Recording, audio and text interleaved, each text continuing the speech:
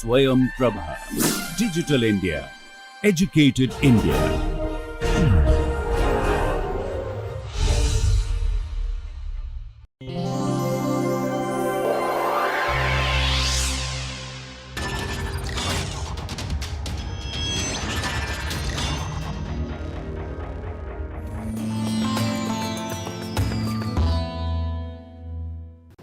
Hello there. Today we are going to discuss what are the various dynamical processes that go on when the resonance takes place. We will first discuss in general for any resonance absorption, and then in particularly the differences that we need to keep in mind for EPR transition. For simplicity, again let us consider only two level system, higher level and lower level and upper level, let us say we call it. And let us say we have got a collection of particles which are distributed in these two levels according to Boltzmann distribution. Number of particles in upper level by number of particles in the lower level is given by where T is the temperature of system and this is delta E. Now, if some radiation falls here which is matching with this energy gap and the selection rules are satisfied, then what can happen? Of course, it can absorb radiation and this particle which are lying here can go from here to there. Okay, that is the absorption process. This is absorption, let us call it absorption process. But there are some particles which are here, they can also undergo transition from here to there because of this radiation. Why is that? Because the selection rule we have seen earlier, let us say from upper to lower in the presence of some perturbation,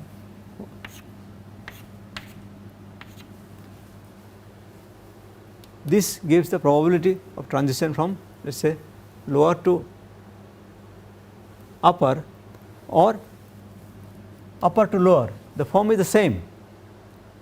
So, probability of transition is actually the same thing whether it starts from here, goes there, or it starts from here or goes here. That is the perturbation due to the radiation. So, we call that induced emission or stimulated emission.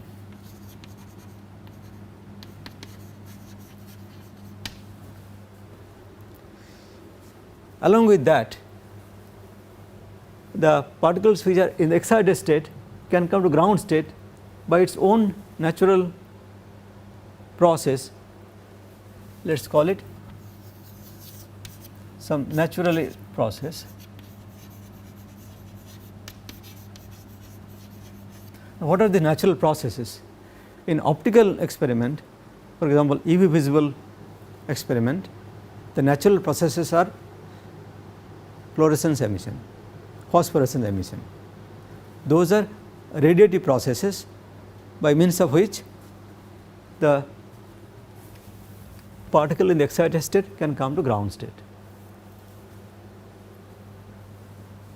Now, these three things can happen in general in all experiment that involves transition in the presence of radiation. Now, this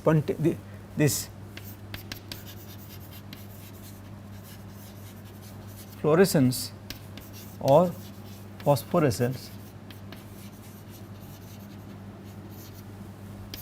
these are spontaneous processes.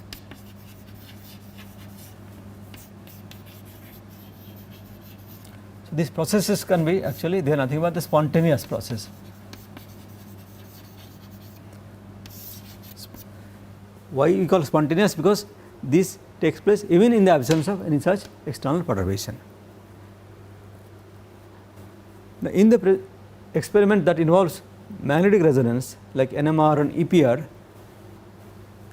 in principle this will of course take place. This can in principle take place, but there is a catch. The catch is that the probability of this spontaneous process that drastically goes down when the wavelength of this experiment or the energy gap between the two becomes very small. Where does that come from? It comes from the Einstein's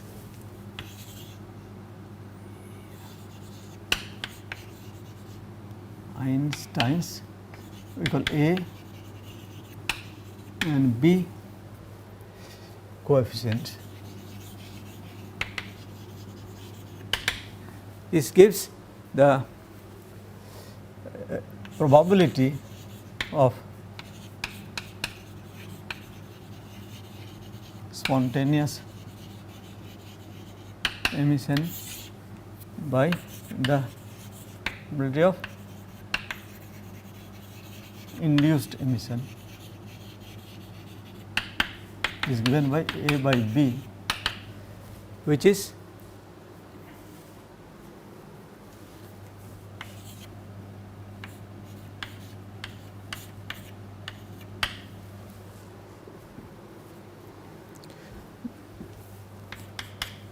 this is the expression.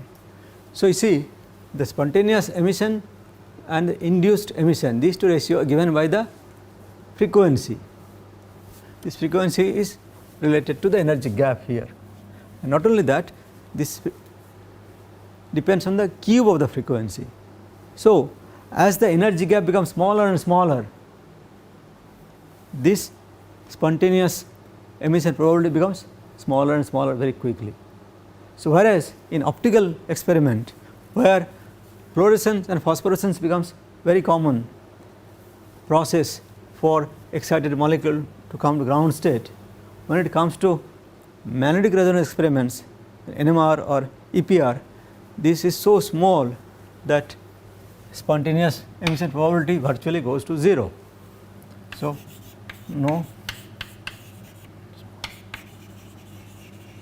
spontaneous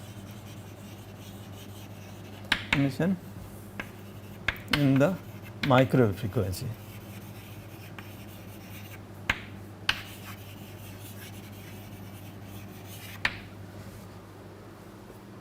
So, in these three processes that we have here, one is out.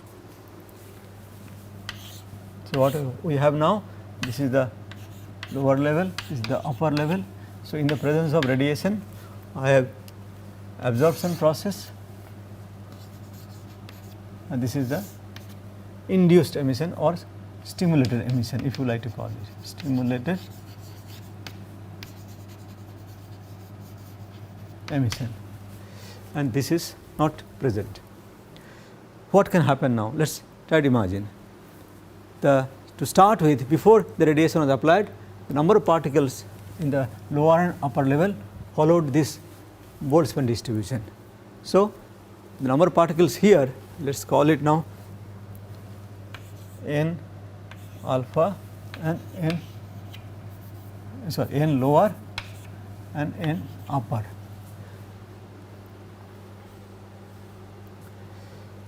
So, if there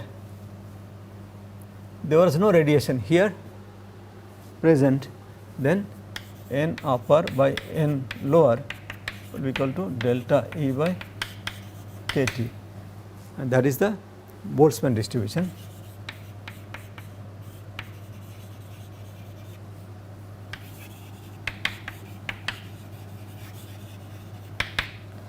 Let us put a superscript 0 here to indicate that is what happens when nothing else is disturbing the system. In thermal equilibrium, these are the proportion distribution, and total number of particles is equal to n0 alpha plus n0 upper and n0 lower.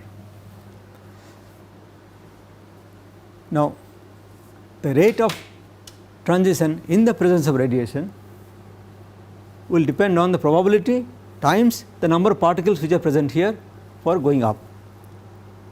Similarly,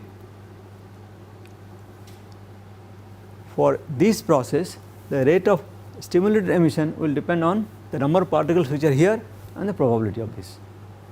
So, I will have the, if let us say W downward and W upward, these are the transition probability in the absence of this radiation. That is important, that this Boltzmann distribution is maintained all the time. So, if there are some transitions which are taking place on its own, which are not induced by this one, and which is maintaining this distribution, then what we must conclude from here is that rate of this downward transition, that is the probability of going down times the number of particles in thermal equilibrium here, which is N0 upper, must be equal to rate of upward transition in the number of particles in the lower level.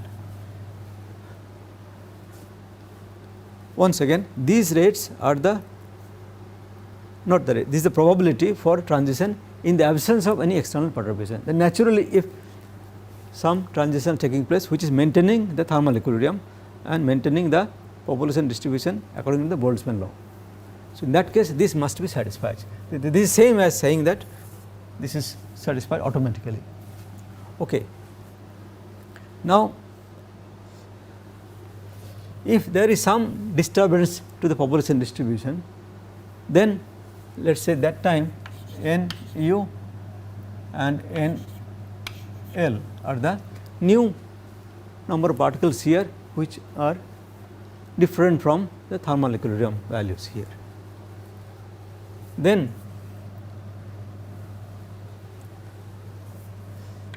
N alpha plus N lay N of will also be equal to N. The number of particles remain the same. I may have come to an assertion that these are taking place here all the time, even if there is no perturbation. That may sound a little bit far-fetched and ad hoc. Why do I need that? So, to appreciate that, let us once again go back to this situation where nothing else happens, that is, this has been removed and these two processes are taking place there.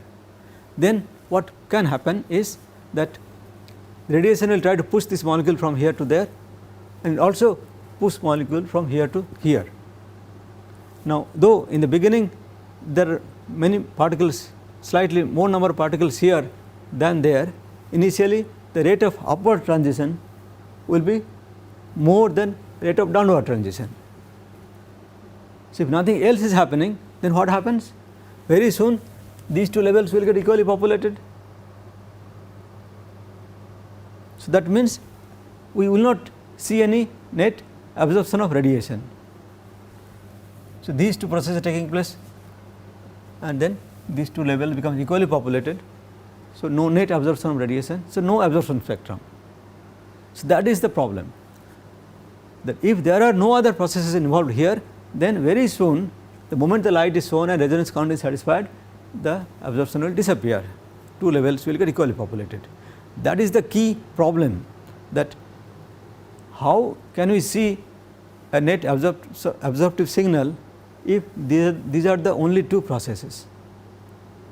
So, there must be some other process which maintains some sort of population difference here which can be sustained even in the presence of radiation, and this population difference is the one which decides the amount of light that is absorbed and that gives the absorption spectrum. So, you see that is the requirement we have to fulfill, so that we can explain that yes, indeed we see the absorption spectrum in a spectrometer. Because we see the absorption in the spectrometer, we have to incorporate a process other than these two, and that we call a say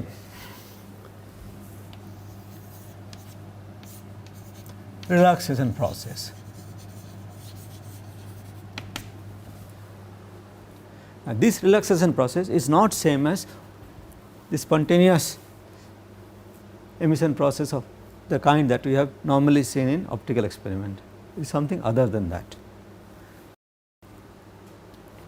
So, this is the probability of downward transition and upward transition because of this natural relaxation processes, and that is present all the time and that maintains the thermal equilibrium. So, this is the relationship we get. Now, if this population changes, what way the system will try to develop a new steady state condition, so that net absorption of radiation can be seen. Okay.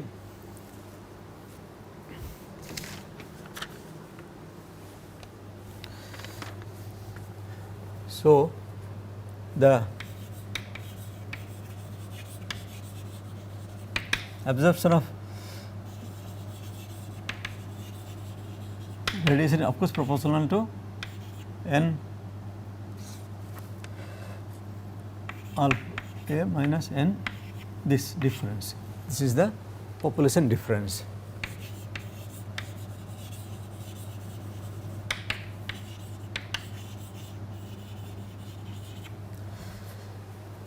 See, if population difference is 0, then there is no absorption of radiation.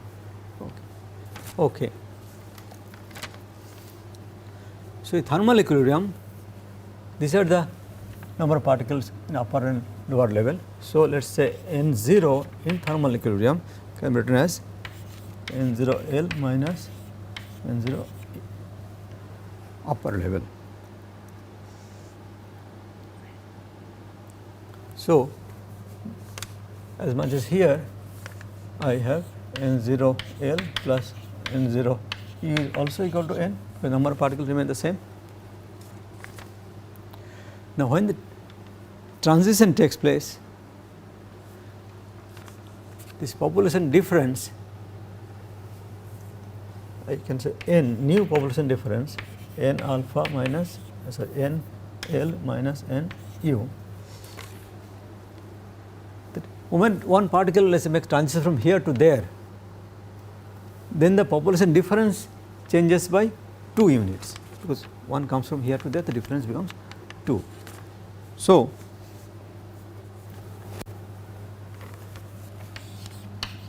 dN by dt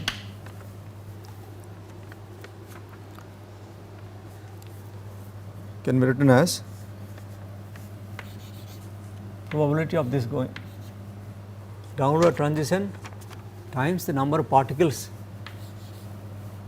in upper level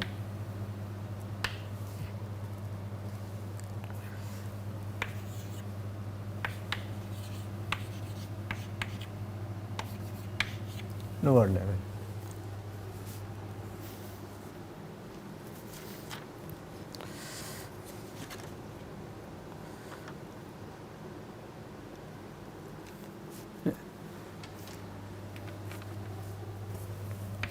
So, we are still considering the situation that how does this relaxation process maintain this population difference. We have not yet applied the radiation yet. So, only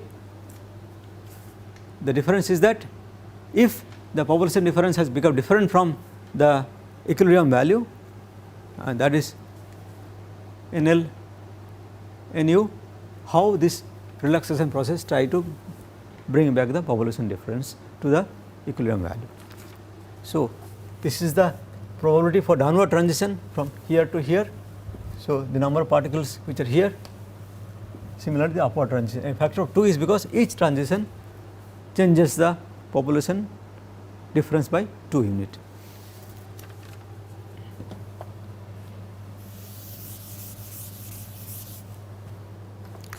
Okay, using these equations one can write that this is, by the way, thermal equilibrium condition.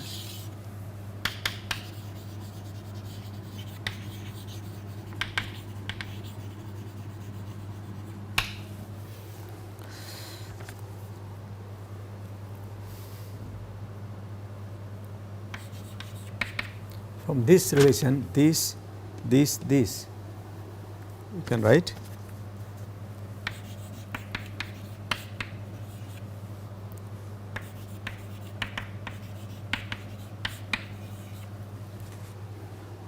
This is in terms of the population difference n and the total number of particles. If you substitute this here, we get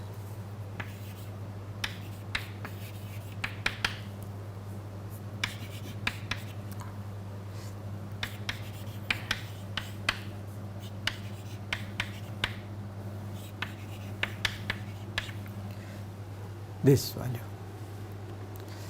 Now, this could be simplified as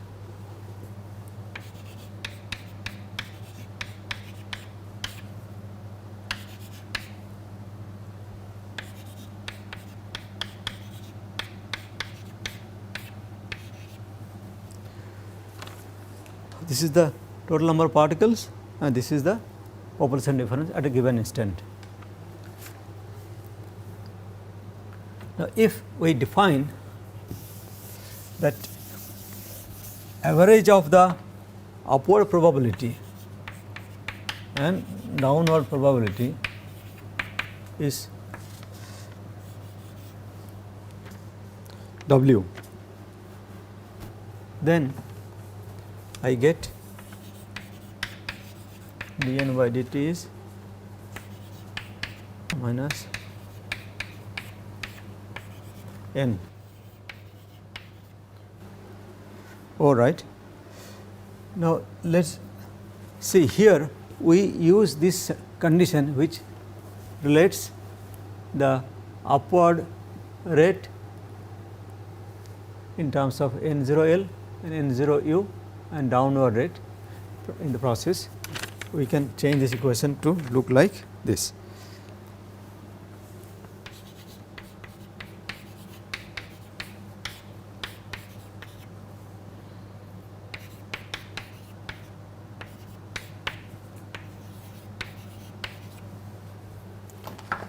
And from here we write dN by dt, you expand this and this will give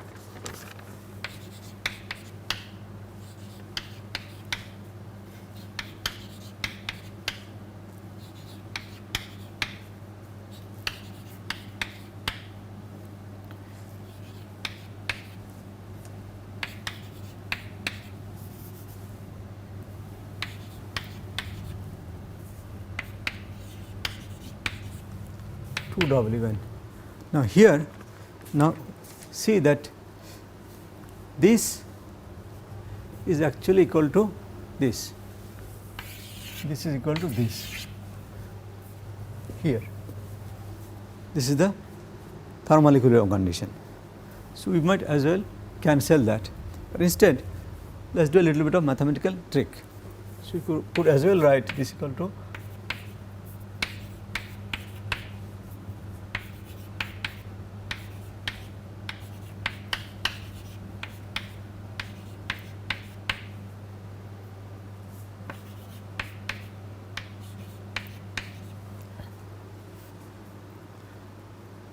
so, this gives me W down plus W up N0L minus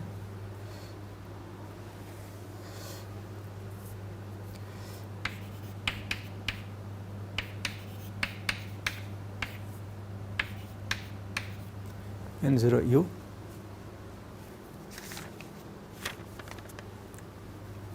So, here using the same average value of the probability, I can write this is 2W N0L minus N0U. Of course, this term is there 2WN. So, minus 2WN. So, this is therefore equal to, now this is nothing but the population difference in thermal equilibrium. So, we call it N0. So, this is 2W N0 minus N. So, this is the expression for the rate of change of population difference in terms of the average transition probability due to the internal relaxation processes written in this fashion.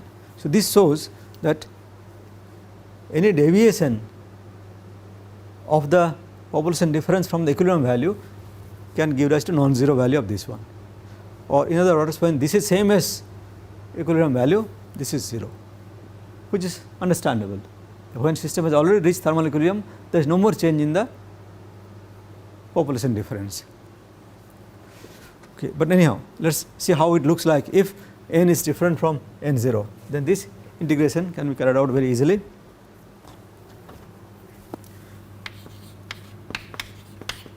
N0 minus n at time t equal to t is equal to given as n0 minus n at time t equal to 0 into exponential 2 w t.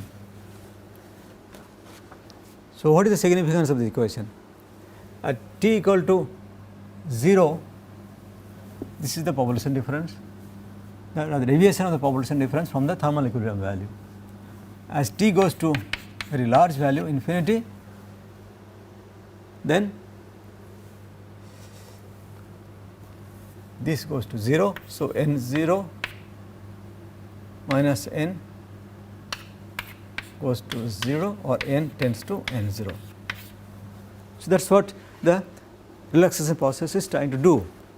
Any non-Boltzmann distribution that gives rise to this n, which is different from the equilibrium value of n0, will be brought in to this value if we allow sufficient time to pass, and these are brought about by whatever the internal relaxation processes which are working all the time. So, now we can understand that why it is important that these are present there, so that we can see the absorption spectrum.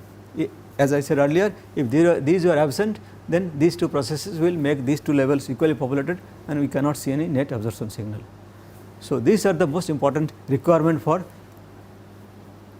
observing the steady state spectrum, which we are seeing in the EPR experiment or in NMR experiment. The relaxation processes are very important. Now, this shows that relaxation process also, this rate of change of this restoration of the population deviation from the thermal equilibrium is a exponential process. So, we can give a time constant to it. So, if we write it as say 2 w is equal to 1 by t1, then this could be written as n0 minus n t exponential minus t over t1. So, this is the sort of characteristic time constant which decides or which brings back the thermal equilibrium if the equilibrium is disturbed by whatever means. Now, how do we visualize this relaxation processes? We can think of now in particular in EPR experiment that we have got there is a collection of spins, maybe Avogadro number of spins which are put in a magnetic field, and we have restored this equilibrium is satisfied, the Boltzmann distribution.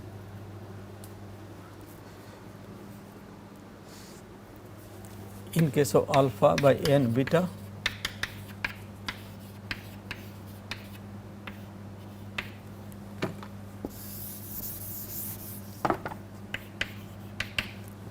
this is the Boltzmann distribution. So, all the spins are not pointing in the same direction, some of them will be parallel to the magnetic field, some will be in the opposite direction.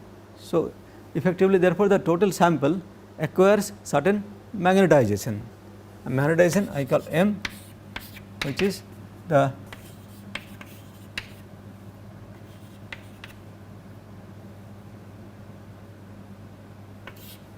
average of all this. If we take over all the particles there, then this magnetization has certain value because these two levels are not equally populated.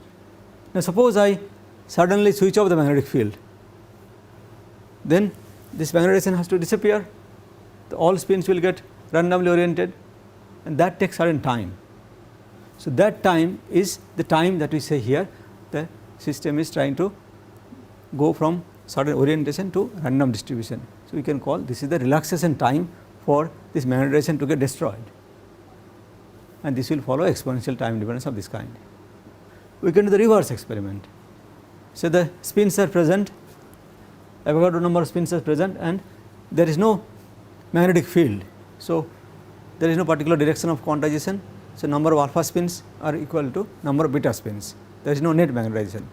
Now, suddenly suppose I switch on the magnetic field, then they are going to reach this distribution and magnetization is going to develop. So, how much time it takes to bring up that magnetization, that process also is going to happen in this fashion in an exponential manner. The time taken or characteristic time for such process is called the relaxation time for this restoration of the magnetization. Now, here you see that for this two level system,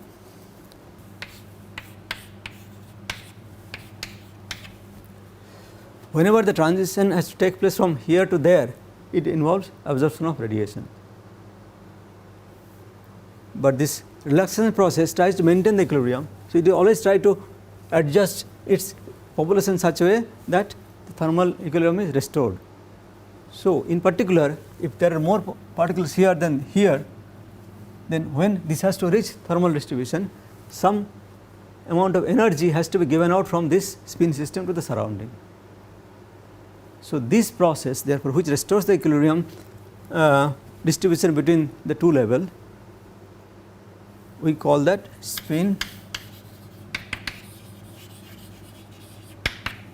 lattice relaxation process. Now, here lattice is a very generic term. It implies that for redistribution of particles, there is an involvement of energy exchange between spin system and the surrounding, and the process which does that we call the spin lattice relaxation process, and because it involves exchange of energy with the surrounding is given a very generic term as the lattice.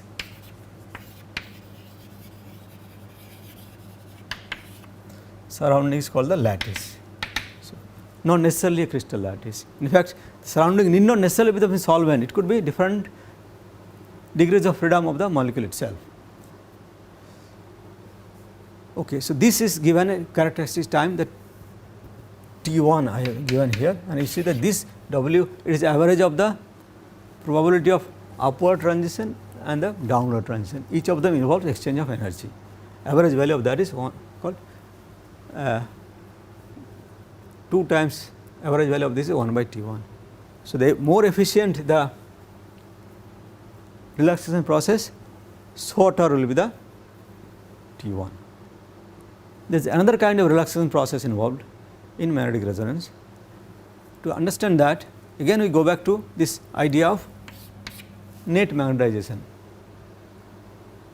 In thermal equilibrium, the spins point either along the direction of the magnetic field or the opposite direction to generate a net magnetization along the direction of the magnetic field.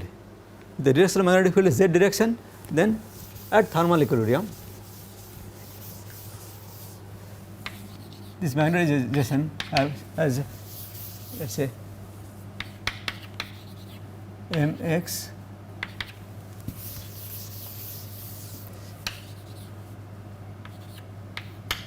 my mz, this sort of these three components there, but at thermal equilibrium there is no x component and no y component, only z component is present there.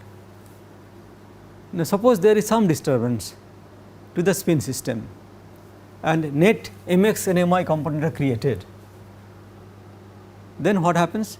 Again there will be a relaxation process which will try to restore this mx not equal to 0 to this state. Similarly, my which is not equal to 0 will try to bring it to this state, because these are again non-Boltzmann distribution, non-thermal equilibrium. To restore thermal equilibrium, this mx my component of the net magnetization must go to 0. That also involves not the energy exchange with the surrounding, but the spin system must rearrange themselves in such a way that all the mx and my component goes to 0. That is also a relaxation process. We call that spin relaxation.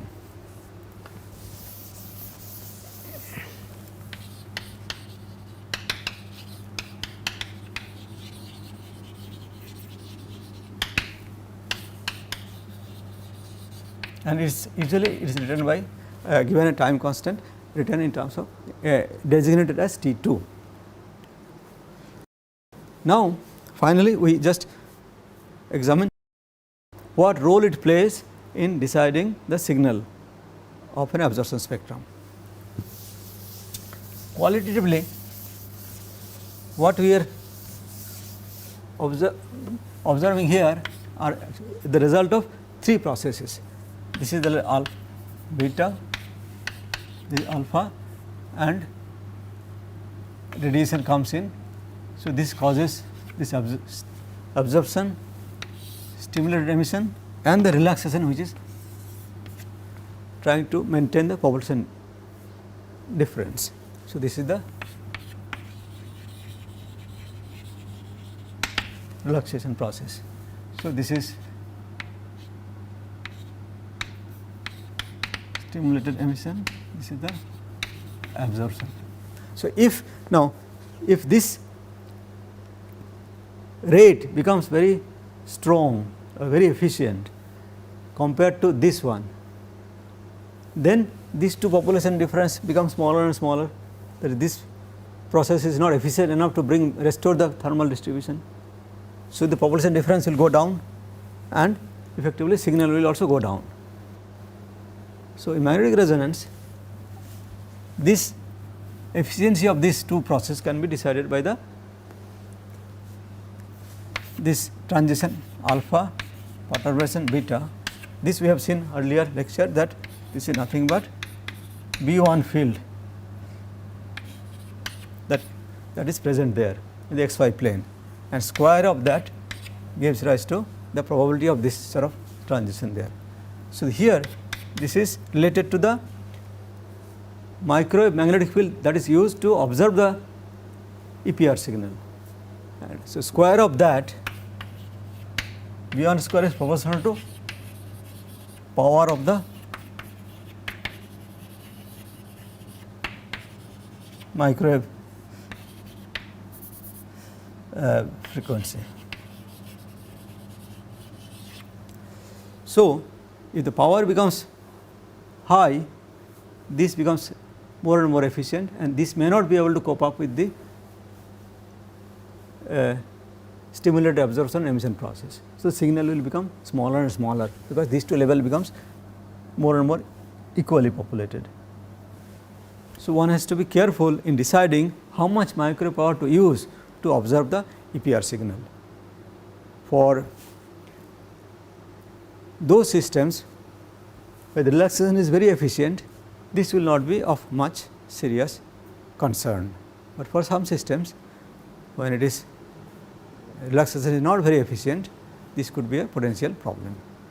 So you see here, therefore the relaxation process, which are always present there, plays a fundamentally important role in allowing us to see the EPR signal, and without that we may not be able to see the spectrum at all if the relaxation is very inefficient. With this we come to the end of this lecture.